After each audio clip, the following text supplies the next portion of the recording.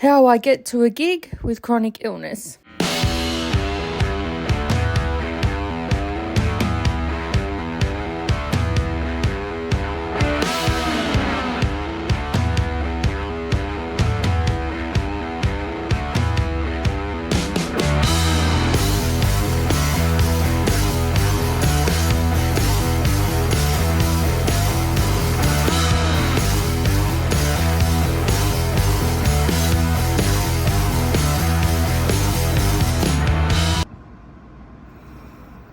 It's the next day.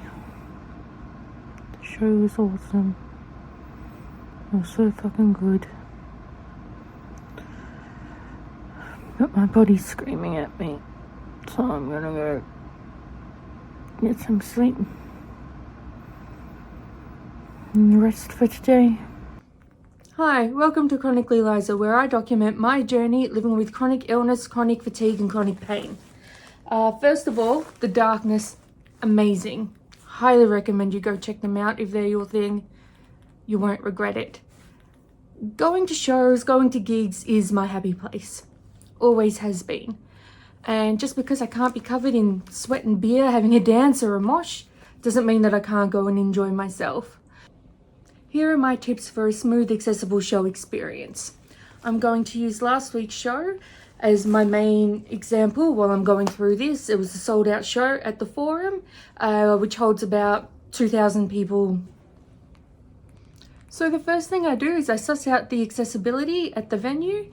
I do this mainly from the website, as most websites should have an accessibility or facts section. If they don't, and I really want to go, I will then try and contact them through the contact me details or on social media just to suss it out before I buy a ticket. So I'm going to now show you the Forum website, but I'm also going to show you Rod Laver as well, as I just brought tickets to Blink 182 in 2024, so I'll let you know how that process goes as well. So first of all, let's do the smaller show at the Forum. Up at the top of the page, accessibility is very clearly marked. If I go to that page, there is lots of information about the venue and accessible or disability access. You'll also find a phone number and an email address for any questions. All I did was, before the day of the show, I emailed through a request. I asked if a seat could be arranged if possible, as I use a mobility aid that is not a wheelchair. Then I just added my order number and contact details. The next day I had a reply saying that it had all been arranged and it was super easy and not stressful. For Rod Laver, you can find information about accessibility in the Plan Your Visit section. It'll give details to inquire about seating. There's also basic information about parking, drop-off areas and ramps. We went through Ticket Tech to access the seating we needed. Ticket Tech advised us that the venue put seats aside and they are in limited number. We sent through a request form and I needed to send through a photo of my walker. We had our tickets in less than an hour, very excited and relieved since it's going to be such a popular show. So accessibility may be an issue at smaller venues. I'd still try and reach out if they've got nothing listed on their website. You never know what they can do. Maybe they can put a seat, they have room to put a seat and they just haven't advertised it. But there is an issue with smaller venues not being accessible, like if the band room's upstairs and there's no other access. So that can be difficult, and hopefully that changes in the future. But for now, just ask, and most people will want to help, is to prepare. I organise everything the day before. I know where the tickets are, I know what I'm wearing, and I've packed my handbag.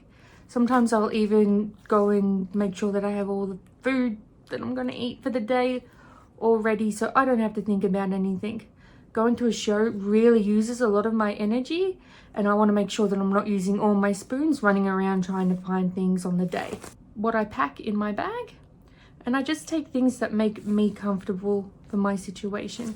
So I make sure that I have any medications.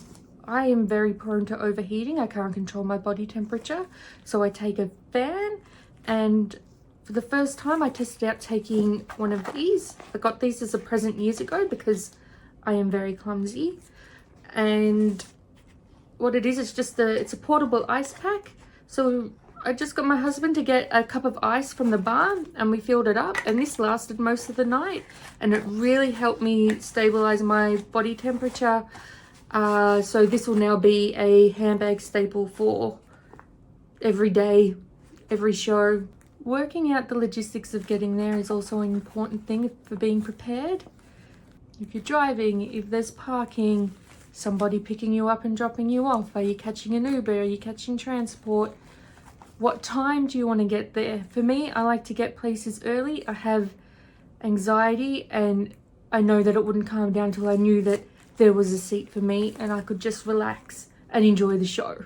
Also, going early gives me time to sort out any issues, if there was a mistake in communication about my accessibility needs or anything like that. So then if I get there early, I can just use my energy to enjoy the show rather than just being a big ball of anxiousness. Also, I like to check out the support band. You never know when you're going to find your next favorite band. I didn't need to do this, but if you do have any last minute questions about your accessibility, please do contact the venue, call, email, just put your mind at ease. Emotions and things like that is something that I need to take into account because it can deplete my energy levels really quickly. So it's just something to be mindful of as you're pacing throughout your day. Last week, I ended up being a big ball of nervous energy, a mixture of excitement and anxiousness. This was partly due to it being our first gig since COVID and things being reopened. I tried to do some of this the night before and this is what happened. We're gonna go see The Darkness and I'm so excited. So excited. That's not it. That's not it. To calm a bit, but... fellas? When we got to the venue, we saw the accessible entrance and we went to that. They had our name marked on a list and said what our accessibility needs were. On the day, I decided to take a walking stick instead of a walker because I could manage a few stairs with that and that was just easier for me. But say when we go to Blink 182 in 24, I'll take my walker with me as that's a big arena show. So when we got there, they had a piece of paper and it had everyone's names who had inquired about accessibility and what their individual needs were. We were then shown to the section where our seats were. My husband was warned that if somebody didn't contact them in regards to accessibility needs and they needed to have a seat, he might have to move, but that didn't have to happen. There was also one person running the section, so if there were any questions, any issues, we had a point of call to go to. When you get into the venue, I would recommend sussing out where things like the accessible toilet, a quiet space and first aid is, just in case you need them. It's good to know exactly where you need to go. Another thing we did is that my husband, who's able-bodied, he was able to go to the bar. He got the cup of ice and got us some drinks. He also went to the merch table, and I'm such a sucker for merch that we FaceTime so I could pick out what I wanted without having to leave my chair. And that worked out great. I think that's something that we're going to continue to do moving forward.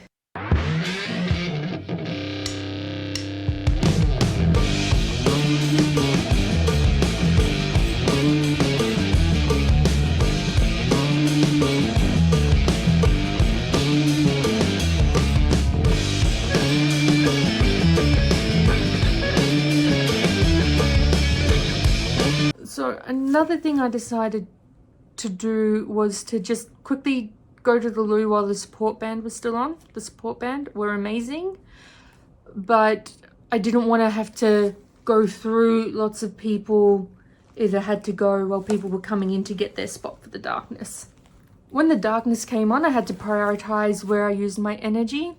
I know I can't sit still and I'm going to chair dance, and I'm a sucker for audience participation. So I ended up not singing along to every single lyric, to every single song. When I did sing, I couldn't help but be in the moment, even though I'd rather be up the front. A good show has an energy or momentum about it that it doesn't matter where you are in the venue, you can't help but be encompassed by the moment that you're in. My other energy thing was swooning.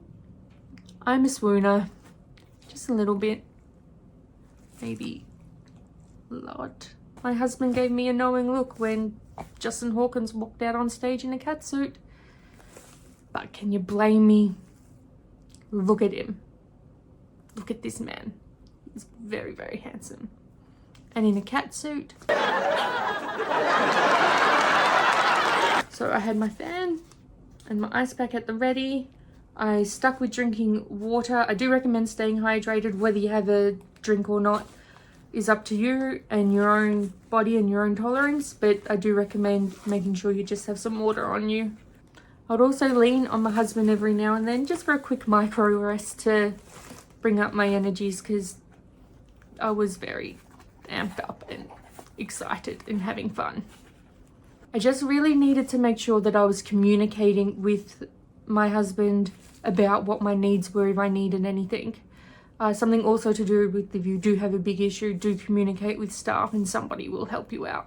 When the show's over, there's two options, and the one that we do is that we just sit and we wait until most of the people have left. The other option is that if you don't mind missing the last song and you can get through to where you need to go to exit, then you could probably duck out just before everyone else gets out. The next day, the next couple of days even, give yourself time to recover. There'll be a lot of things other than being at the show that could affect your recovery. There could be something else going on. You could have been having a bad week leading up to it. So just take your time and be forgiving to yourself. Every show will be different, but don't beat yourself up afterwards if you feel horrible, but you've had a good time. Before recording this video, I asked my husband if he had any tips for people going with someone who has accessibility needs. First one is, don't be afraid to ask questions of staff. They're there to help. Try not to stress over your person. Let them enjoy themselves and be in the moment and enjoy the show. If there is an issue with them, with not being able to see, you're the one who's able-bodied, so you're the one who's able to move and lean or something like that. So make sure that they can see and sort of scoot over if you need to, or swap seats if there is an issue. Go to a show, it's amazing. There's nothing like it. If you have any questions, just let me know down in the comments and I'll try to answer what I can. Thanks for watching. Bye.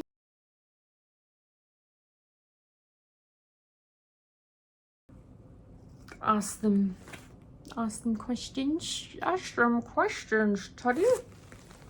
To ask questions to the staff. They are there to help. And try not... No.